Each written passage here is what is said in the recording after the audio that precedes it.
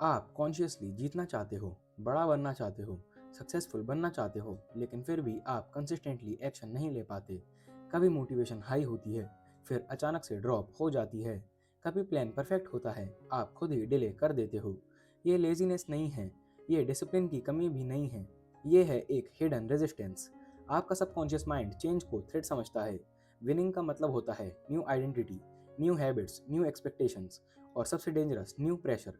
Brain का primary काम success नहीं है, ब्रेन का प्राइमरी काम सर्वाइवल है। और सर्वाइवल के लिए ब्रेन कंफर्ट जोन चूज करता है।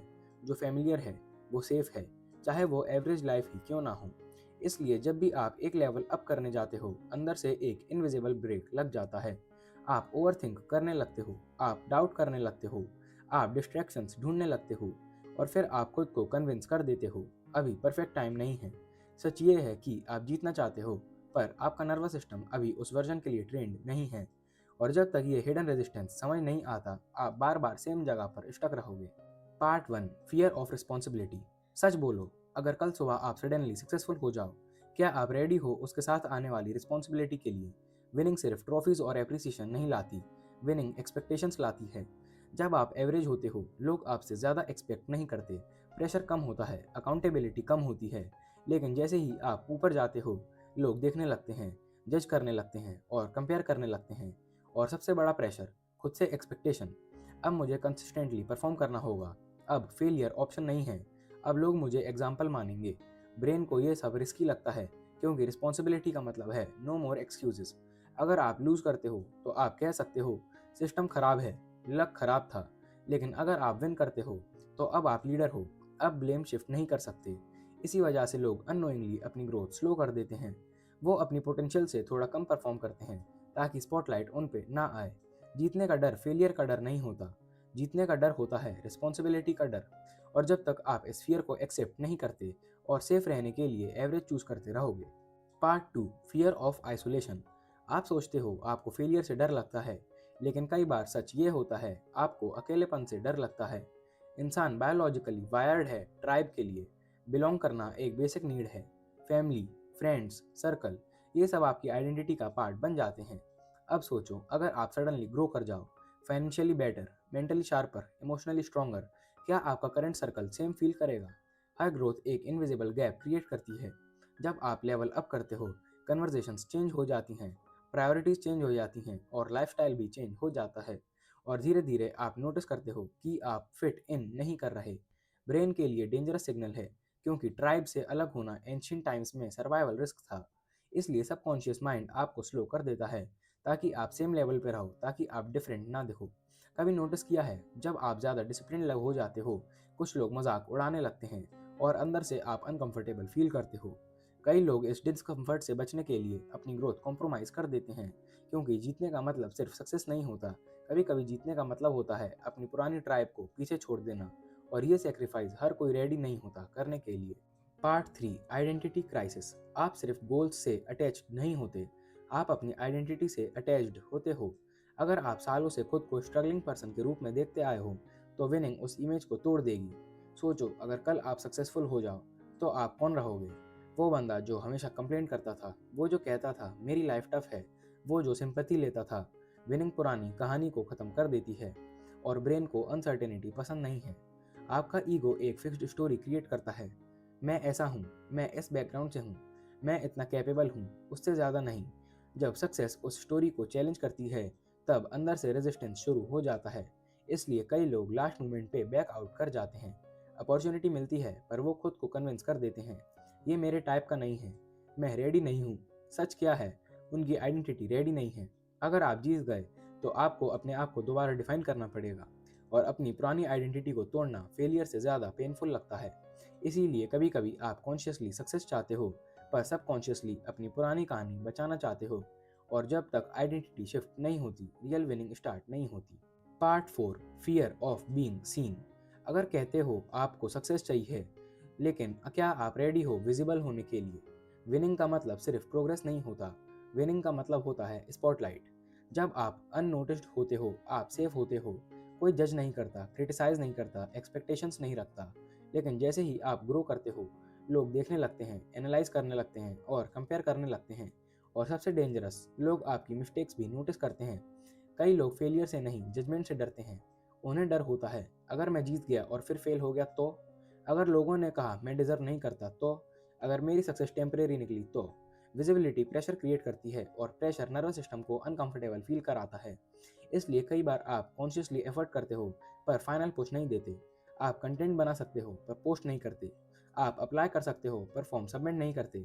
आप बोल सकते हो पर चुप रह जाते हो, क्योंकि जब तक आप विजिबल नहीं हो तब तक आप सेफ हो। पर याद रखो, इनविजिबल रहकर आप सिक्योर ज़रूर हो सकते हो, लेकिन पावरफुल नहीं। और कई लोग सीक्रेटली पावर से ज़्यादा सेफ्टी चूज कर लेते हैं। Part 5, the addiction to potential. आपने कभी नोटिस किया है, आपको सक्सेसफुल बनना पसंद है, लेकिन सक्सेसफुल होना थोड़ा अनकंफर्टेबल लगता है। ये है addiction to potential. Potential safe होता है, पोटेंशियल में आप हीरो हो। फ्यूचर वर्जन में आप बोल सकते हो, मैं चाहता तो कर लेता, बस टाइमिंग सही नहीं थी। मैं सीरियस हो जाऊं तो सब कर सकता हूँ। पोटेंशियल ईगो को प्रोटेक्ट करता है, क्योंकि जब तक आपने ट्राई नहीं किया तब तक आप फेल भी नहीं हुए। लेकिन जब आप एक्चुअली compete करते हो तब रिजल्ट क्लियर हो जाता है। या तो जीत, या तो प्रूफ की अभी लेवल कम है। और ब्रेन को ये क्लैरिटी स्केरी लगती है। इसलिए कई लोग प्लानिंग फेज में ही अटके रहते हैं, रिसर्च करते रहते हैं, कोर्सेज देखते रहते हैं, मोटिवेशन कंज्यूम करते रहते हैं। और एक्शन नहीं, वो कल से। पोटेंशियल का हाई डोपामिन होता है, एक्शन एंजाइटी देता है। फैंटेसी सक्सेस कंफर्टेबल होती है, रियल सक्सेस रिस्की होती है।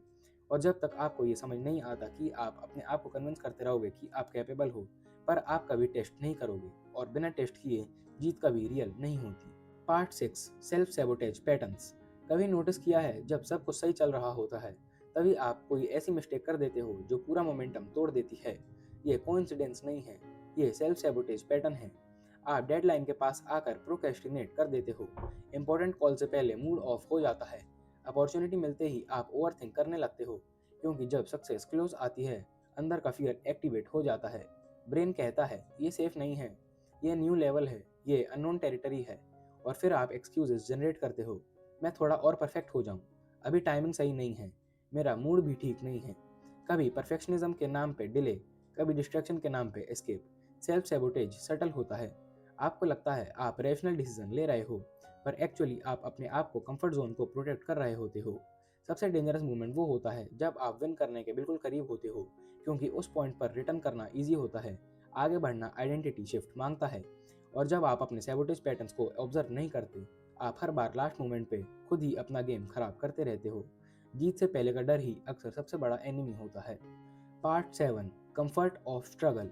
ये थोड़ा हार्श लगेगा, लेकिन कई लोग सक्सेस से नहीं, स्ट्रगल से अटैच्ड होते हैं। स्ट्रगल फेमिलियर होती है, आपको पता होता है कंप्लेन कैसे करना है, आपको पता होता है एक्सक्यूजेस कैसे देने हैं, आपको पता होता है सिंपैथी कैसे मिलती है। लेकिन सक्सेस नहीं, वो अननोन है। अननोन का मतलब अनसर्टेनिटी, अनसर्टेनिटी का मतलब एंजाइटी। इसलिए ब्रेन नोन पेन चूज करता है अननोन ग्रोथ के इंस्टेड। स्ट्रगल में एक हिडन कंफर्ट होता है, लोग आपसे एक्सपेक्ट कम करते हैं। अगर आप फेल हो जाओ तो कोई शौक नहीं होता, अगर आप एवरेज हो तो वो नॉर्मल लगता है। लेकिन अगर आप सडनली लेवल अप कर जाओ तो आपको कंसिस्टेंटली परफॉर्म करना पड़ेगा, और कंसिस्टेंसी प्रेशर क्रिएट करती है। कभी सोचा है आपने कितनी बार बोला है लाइफ टफ है, और उस स्टेटमेंट में एक अजीब सी फेमिलियरिटी फील हुई। वो फेमिलियरिटी ही अटैचमेंट है। स्ट्रगल आपकी आइडेंटिटी का पार्ट बन जाती है, और जब आइडेंटिटी कंफर्टेबल हो जाती है तो चेंज थ्रेट लगता है। पर सच ये है, फेमिलियर पेन भी पेन ही होती है। अगर आप ग्रोथ चूज नहीं करते तो आप सिर्फ अपने आप को डिले कर रहे हो। कंफर्टेबल स्ट्रगल सेफ लग सकती है, पर वो आपको कभी विन नहीं करने देगी। Part 8, breaking the pattern. अब सबसे इंपॉर्टेंट सवाल, अगर आप सीक्रेटली जीतना अवॉइड कर रहे हो तो इस पैटर्न को तोड़ोगे कैसे? सबसे पहला स्टेप, अवेयरनेस। जब भी आप डिले करो, ओवरथिंक करो या लास्ट मोमेंट पे बैकआउट करो, खुद से पूछो, क्या मैं सच में बिजी हूँ या मैं डर रहा हूँ? Second step, identity shift. Goals change करने से पहले अपनी सेल्फ इमेज चेंज करो। खुद को ये बोलना स्टार्ट करो, मैं वो इंसान हूँ जो अनकंफर्टेबल एक्शन लेता है। ब्रेन को नए एविडेंस चाहिए, इसलिए स्मॉल विंस क्रिएट करो, छोटे रिस्क लो, छोटे एक्सपोजर मूवमेंट्स चूज करो। विनिंग एक इवेंट नहीं है, विनिंग नर्वस सिस्टम ट्रेनिंग है। हर बार जब आप फियर के बावजूद एक्शन लेते हो, आप अपने ब्रेन को सिग्नल देते हो ये सेफ है, और धीरे धीरे रेजिस्टेंस कम होती है। याद रखो, आपको सक्सेस से डर नहीं लगता, आपको अननोन वर्जन से डर लगता है। लेकिन वही अननोन वर्जन आपका रियल पोटेंशियल है। अगर आप कॉन्शियसली चूज करो डिस्कम्फर्ट को एम्ब्रेस करना, तो हिडन रेजिस्टेंस डिसॉल्व होने लगती है, और फिर एक दिन आप रियलाइज करोगे आप जीतने से कभी डरते नहीं थे, आप सिर्फ बदलने से डरते थे। और ग्रोथ का पहला रूल है, बदलाव को एक्सेप्ट करो। अगर आपको ये वीडियो थोड़ा सा भी समझ या पसंद आया हो तो वीडियो को लाइक कीजिए, चैनल को सब्सक्राइब कीजिए और इस वीडियो को अपने उस दोस्त के साथ शेयर कीजिए जो अपनी आइडेंटिटी चेंज से बहुत ज़्यादा डरता है, इसलिए वो सक्सेसफुल नहीं हो पा रहा है। Thank you so much for watching. Bye. Like, share and subscribe.